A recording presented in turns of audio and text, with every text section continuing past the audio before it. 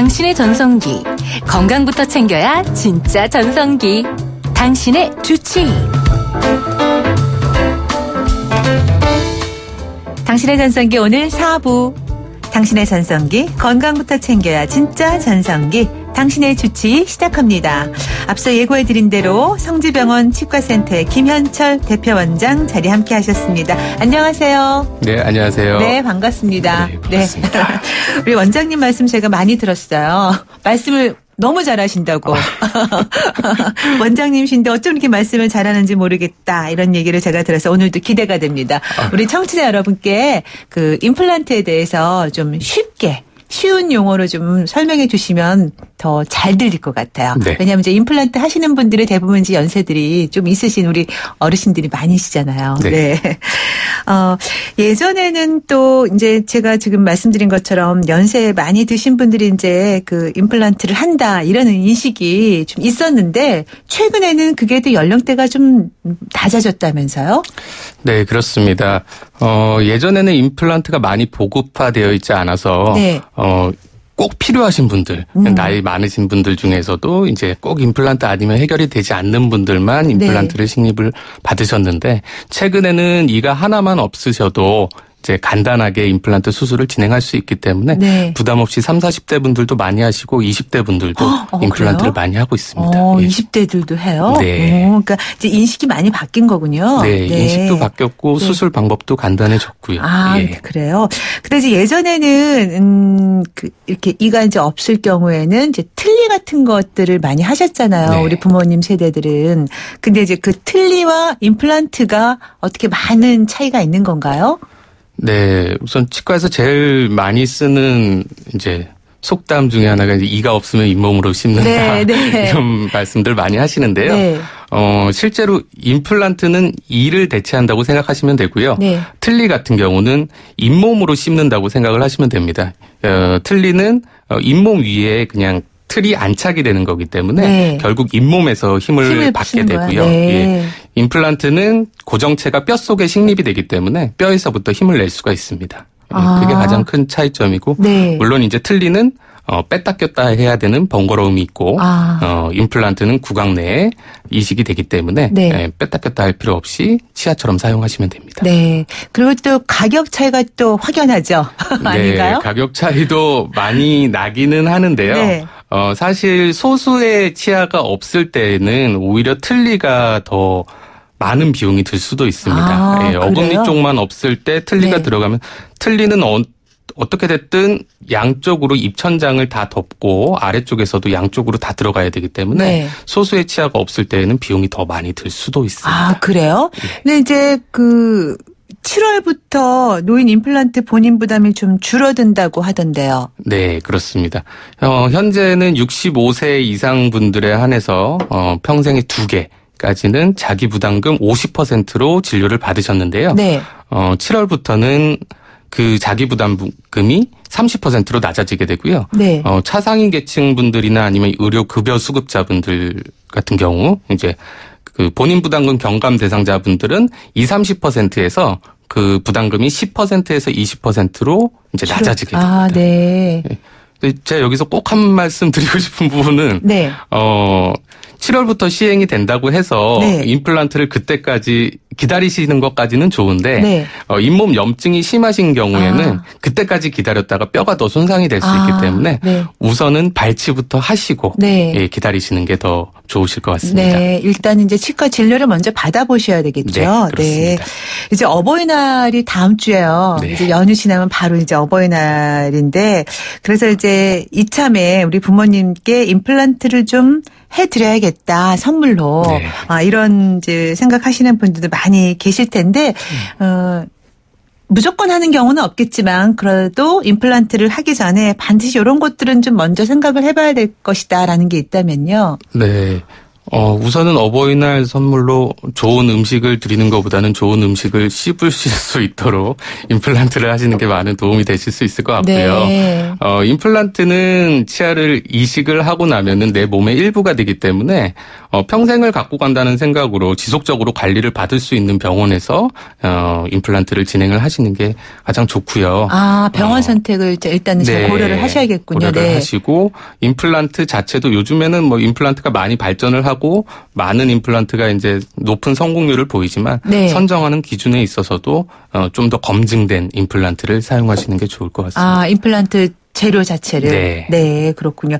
근데 임플란트 수술 방법도 아까 이제 말씀하시기를 뭐 더 이제 많이 좋아지고 다양해졌다고 하셨는데 어떤 방법들이 있는 건가요? 경우에 따라 다 다르게 하는 거겠지만 물론. 예, 경우에마다 다르지만 기본적으로는 이제 뼛속에 임플란트를 식립하는 과정이 기본적으로 수반이 되고요. 네. 근데 그 과정에 있어서 이를 뽑고 바로 임플란트가 들어가는 즉시 임플란트 방법도 있고요. 네. 아니면 이를 뽑고 좀 기다렸다가 이를 뽑은 자리가 아물고 나서 임플란트가 들어가는 방법도 있고요. 네. 잇몸 상태가 좋지 않으신 경우에는 잇몸 속에다가 임플란트를 묻어두었다가 시간이 경과되고 나서 2차 수술이 또 필요하신 경우도 있습니다. 네. 또 이제 뼈가 많이 부족하신 분들 같은 경우에는 이제 뼈 이식을 동반을 하거나 아니면 우리 뼈 속에 있는 동굴 같은 상악동이라는 공간 안에 뼈를 이식을 해서 수술을 하는 방법이 동반되기도 합니다. 네. 그렇게 수술하고 나서 이제 그 관리도 굉장히 중요하겠죠. 네. 네. 관리 정말 중요합니다. 네. 임플란트는 자연 치아하고는 차이점이 없을 수가 없겠죠. 네. 가장 큰 차이점이라고 하면은 자연 치아는 뿌리와 머리 사이즈가 그렇게 차이가 크게 나지 않습니다. 네. 임플란트는 가느다란 고정체가 들어가기 때문에 머리 부분과 뿌리 부분 사이에 이제 크기 차이가 생길 수밖에 없고요. 네. 그로 인해서 잇몸 사이에 틈이 많이 발생할 수 있습니다. 그래서 잇몸과 임플란트 사이를 관리하시는 게 가장 중요하고요. 네. 임플란트는 뼈 속에 인대 없이 단단하게 고정이 되기 때문에 어느 정도까지 안 좋아질 때까지 환자분들께서 증상이 없으실 수 있어요. 치아는 아프면은 신경이 있고 인대가 시리죠. 있어서 느껴지시는데 임플란트는 뼈 속에서 반 정도까지 뼈가 녹아도 전혀 증상이 없으실 수 있습니다. 조금만 피가 나거나 하고. 네, 시술 후에. 네. 사용하시면서도. 네네. 그래서 항상 정기적으로 점검을 받으시는 게 필요합니다. 그렇군요. 네. 수술이 잘 됐다고 해서 그냥 방치하면 절대로 안 될 것 같아요. 네. 말씀 들어보니까. 근데 이제 그 임플란트 수술이 이제 많이 보편화됐다고도 말씀하셨지만 반드시 해야 하는 경우도 있겠지만 또 반드시 해야 되는데 할 수 없는 경우도 있을 것 같아요. 물론입니다. 어떤 경우에 그럴까요? 우선은 이제 전신적으로 약을 드시는 경우에 그 약 중에서 피를 묽게 하는 약, 주로 이제 고혈압 환자분들이나 아니면 심장계통의 질환이 있으신 분들 같은 경우에는 피를 묽게 하는 약을 같이 복용하시는 경우가 많으신데 임플란트 수술 시에는 피가 출혈이 동반될 수밖에 없기 때문에 그런 약들을 조절해서 식립이 필요하고요. 심장 수술을 최근 1년 이내에 받으셨다면은 임플란트는 피하시는 게 좋습니다. 또 임산부분들 같은 경우에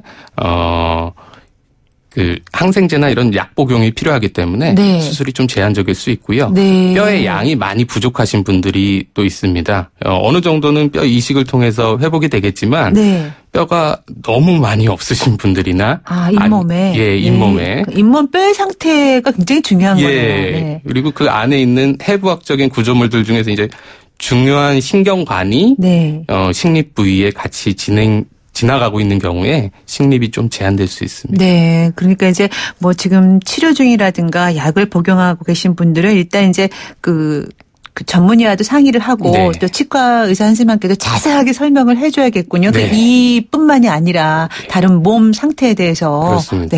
복용하고 계시는 약은 꼭 말씀을 하시는 게 도움이 됩니다. 네. 의사 선생님께서 먼저 좀 많이 질문을 해주시면 환자들이 답은 잘할 수 있을 것 같은데 먼저 생각나서 말할 수 있는 환자들이 그렇게 많지 않을 것 같아요. 일단 병원 가면 좀 왠지 좀 위축되고 막 그렇거든요. 그렇죠. 생각한 거 다 잊어버리고 막 그래요. 나중에 나오면서 선생님한테 이거 물어보고 보고 나왔어야 되는데 막 이렇게 얘기하거든요. 예, 그래서 저희도 이제 별도의 설문지나 이런 걸로 항목별로 체크를 하실 수 있도록 네. 유도를 하고는 있습니다. 아, 그렇군요. 예. 네. 지금 6249님. 잇몸이 튼튼하지 않고 간호해줄 자식도 며칠 동안 같이 있어주기 힘든 상황이라 임플란트를 망설이고 있습니다.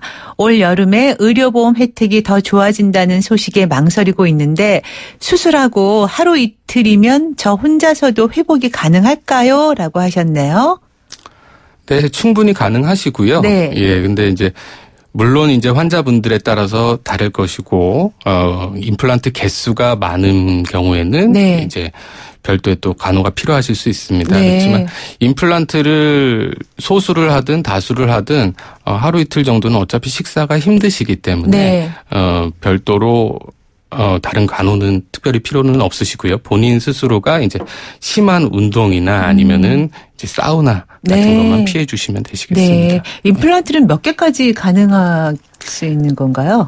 우리의 치아가 28개이기 때문에요. 네. 뭐 28개까지 가능은 합니다. 네. 그렇지만 안 하시는 게 좋으실 거고요. 네.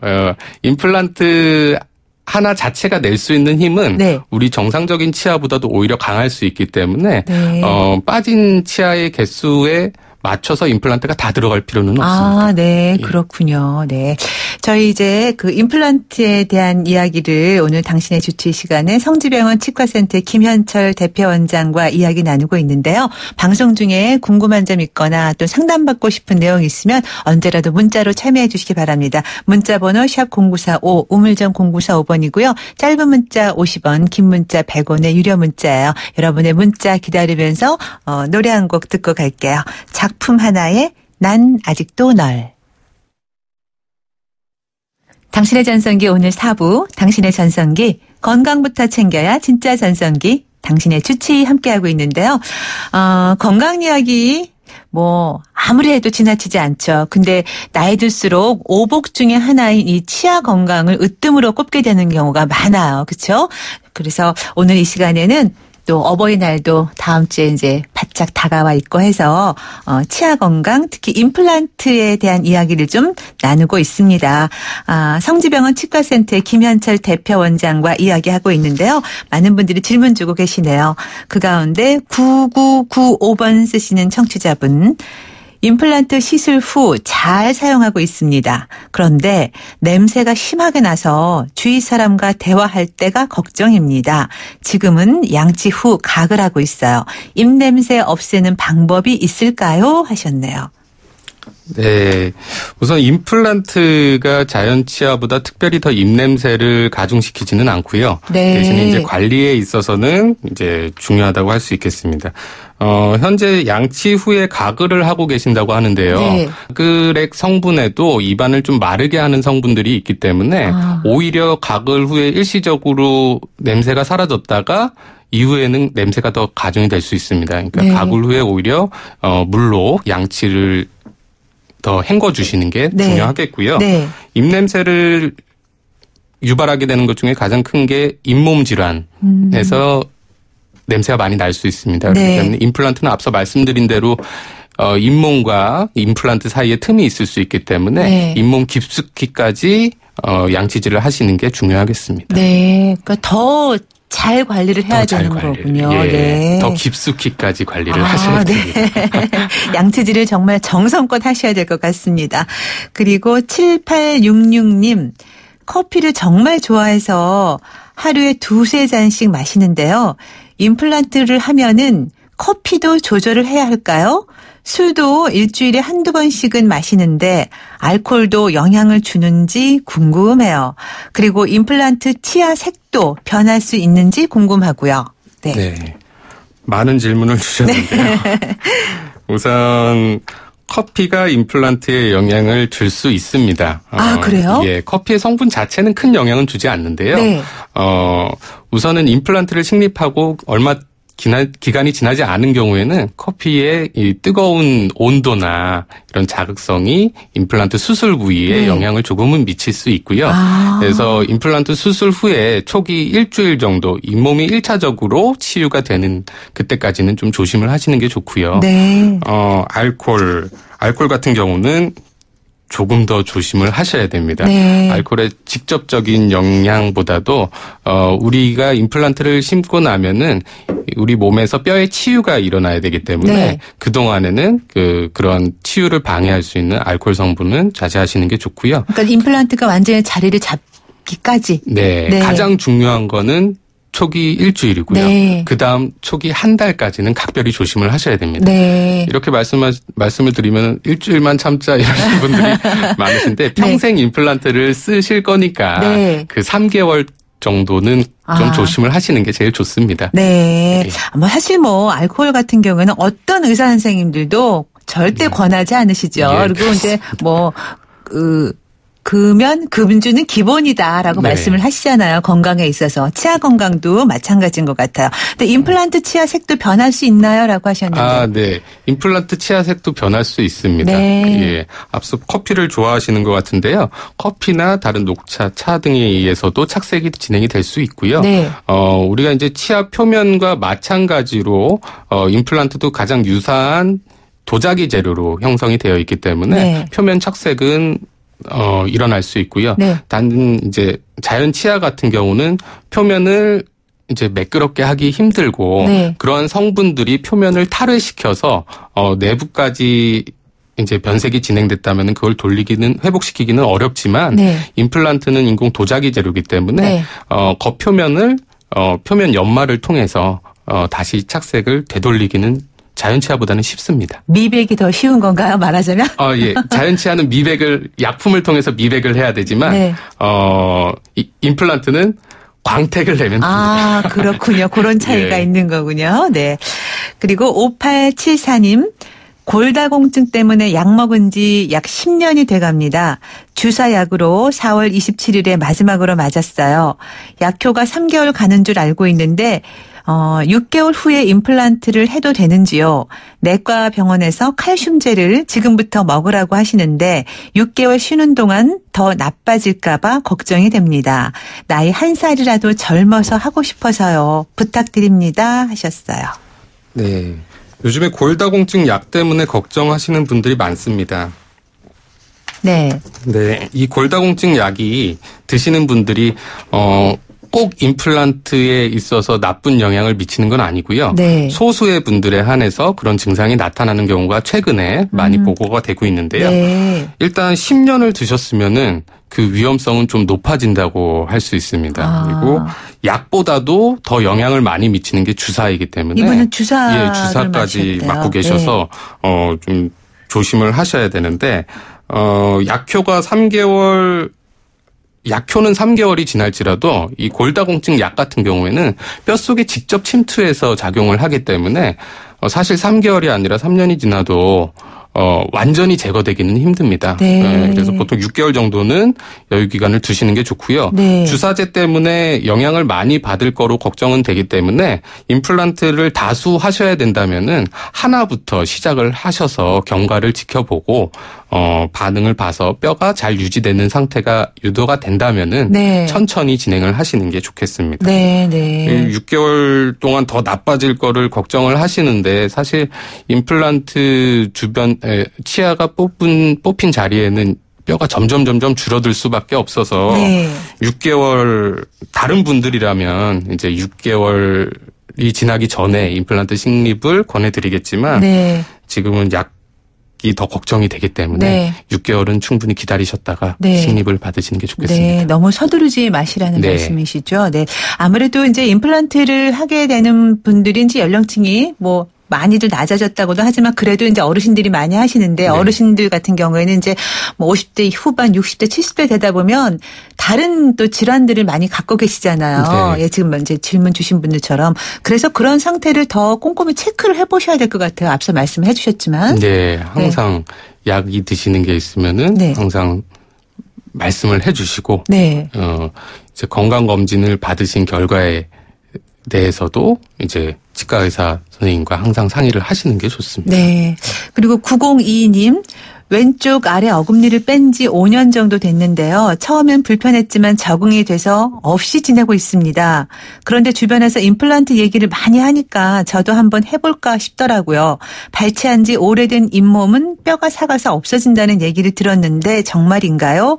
만약 그렇다면 임플란트를 시술받을 방법도 없는 건가요? 네. 아까 초반에 우리 선생님이 잠깐 말씀을 해주셨지만. 네. 임플란트 치아를 뽑으신 지 5년 정도 되셨으면은 뼈가 삭는다기보다도 뼈가 흡수가 많이 진행이 됩니다. 뼈 양 자체가 줄어드는 거죠. 네. 예. 그리고 뼈의 이제 강도 자체도 겉에는 점점 단단해질 수 있고요. 안에는 좀 더 물러질 수 있기 때문에 임플란트를 서두르시는 게 좋겠고요. 네. 지금 불편하신 거는 없으실 수 있어요. 치아가 하나 없다고 해서 이제 바로 음식을 못 씹으시는 건 아니시기 때문에. 그렇지만 뼈가 줄어들고요. 주변에 있는 치아의 위치 이동이 점점 생길 수밖에 없습니다. 네. 그렇기 때문에 임플란트는 가급적 빨리 들어가시는 게 좋겠습니다. 네. 그리고 0005번 쓰시는 청취자분, 임플란트 후에 관리를 잘 못해서 다시 해야 할 지경이 됐는데 원래 다니던 치과가 없어져서 걱정입니다. 이번만큼은 임플란트 수명을 길게 하고 싶은데 조언 좀 부탁드립니다 하셨어요. 네. 앞서 말씀드린 대로 임플란트는 관리가 정말 중요하고요. 네, 평생 다닐 수 있는 병원을 선택하라고 하셨는데 그게 또 어렵죠. 참 어렵습니다. 네. 그래서 임플란트는 주로 이제 처음에 임플란트를 식립하고 나서 이가 다 들어갔다 할지라도 첫 한 달 이후에 체크를 한번 받으시고요. 네. 이후에는 3개월 혹은 6개월 간격으로 체크를 받으실 거를 권해드립니다. 네. 이제 3개월 체크를 받으셨을 때 이제 상태가 안 좋으신 분들은 그 이후에도 이제 3개월 간격으로 체크를 받으셔야 되고요. 네. 그렇지 않다 하더라도 6개월에 한 번씩은 체크를 받으시는 게 좋겠고요. 정기 검진이 꼭 필요한 거군요. 네, 그렇습니다. 그리고 보통 이제 임플란트 쪽에 피가 나거나 약간 욱신욱신거리는 증상이 생기시는 분들이 있으시는데요. 네. 그럴 때 또 시간이 지나가면은 괜찮다고 치과를 안 가시는 분들이 대다수세요. 네. 그렇지만 한 번이라도 피가 나고 욱신욱신한 증상이 있었다면은 염증이 있는 상태로 추정이 되고요. 네. 괜찮아졌을 때는 이 염증이 없어진 게 아니라 내 몸의 컨디션이 좀 더 좋아서 이거를 네. 이길 수 있을 정도가 된 거라고 생각을 하기 때문에 꼭 치과에 가서 점검을 받으셔야 됩니다. 네. 왜 이렇게 치과 문턱은 높아 보이는지 모르겠어요. 네. 겁도 많이 나고요. 그러지 말고 정기적인 검진을 제대로 받는 게 좋을 것 같은데 말이죠. 네. 지금 7788님.